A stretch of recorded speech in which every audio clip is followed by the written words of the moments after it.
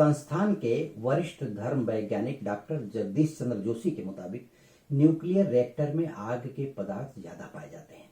उसी तरह से शिवलिंग से निकलने वाली गर्मी को नियंत्रित करने के लिए बेलपत्र और मदार के फूल चढ़ाए जाते हैं, जिससे न्यूक्लियर ऊर्जा को नियंत्रित रखा जा सके। जो शिवलिंग से ऊर्जा निकलती है उसको नियंत्रण करने के लिए धर्म विज्ञान शोध संस्थान के वैभव जोशी के अनुसार दूध में फैट, प्रोटीन, दही में lactic acid, vitamin, calcium, phosphorus और शहद में कुछ तत्व ऐसे पाए जाते हैं जो दूध और दही के साथ मिलकर शिवलिंग पर कवच बनाए रखते हैं ताकि उसकी ऊर्जा ज्यादा बाहर ना आ सके।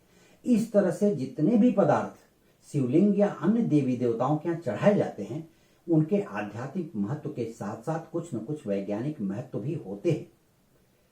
वहीं जितने भी मंत्र हैं ब्रह्मांड में वह सकारात्मक ऊर्जा बढ़ाने का काम करते हैं।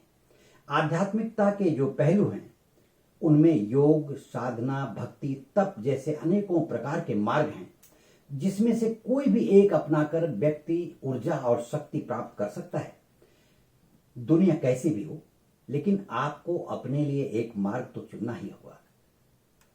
आप एक मार्ग चुनें जो आपकी सुरक्षा का उपकरण बन सके। फिर जिंदगी में चाहे कितनी भी परेशानी है और यदि आपके चारों तरफ सुरक्षा का कोई घेरा तैयार है तो कोई कुछ भी नहीं बिगाड़ सकता। सफलता चाहे कितनी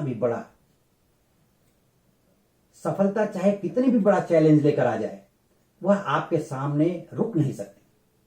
सफलता मिलेगी ही मिलेगी। उदाहरण के तौर पर हमारी सभ्यता और संस्कृति में यह सिखाया जाता है कि सुबह उठकर अपने माता पिता या बड़े बुजुर्गों का चरण स्पर्श करना चाहिए। घर से निकलते समय किसी भी काम से निकल रहे हैं, व्यापारिक काम हो, पढ़ाई का हो, धन संबंधित हो, कोई मीटिंग हो या कोई किसी लड़ाई पर ही क्यों न जा रहा हो, बड़ों का पैर छू करके जाते हैं। शास्त्र गवाह हैं। नया काम करने जा रहे हैं, मंदिर में जाकर दर्शन करते हैं, भगवान से आशीर्वाद प्राप्त करते हैं और सफलता के लिए प्रार्थना करते हैं। अलग अलग प्रकार के धार्मिक अनुष्ठान किए जाते हैं सफलता के लिए, जैसे वास्तु पूजा है या कोई यज्ञ है। तो यह जो रीति रिवाज है, परंपरा चली आ रही है, इसका अपना एक राज है, इसकी अपनी एक शक्ति है जो आदिकाल से चली आ रही है। जब भी किसी समय आपका विश्वास डगमगा रहा हो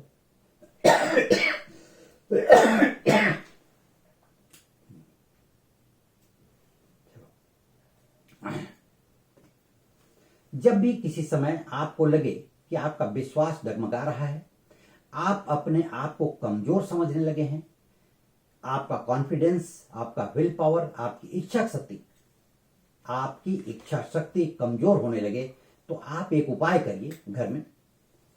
घर में करिए, ऑफिस में करिए, अपने बेडरूम में करिए या फैक्ट्री में, जहां भी आप समय देते हो, आप बैठते हो, उस जगह पर कांच के 2 बड़े बर्तन लीजिए जिसमें 1.25 किलो खड़ा नमक आ सके, पिसा हुआ नहीं चाहिए, खड़ा नमक 1.25 किलो आ सके। दूसरे कांच के बर्तन में पकी हुई इमली जिसकी मात्रा लगभग 1.25 किलो ही होनी चाहिए। दोनों बर्तनों को एक साथ लगा करके कहीं रख दीजिए, बेडरूम में रख दीजिए, घर में रख दीजिए, ऑफिस में रख दीजिए। आप देखिए समय कैसे बदलता है।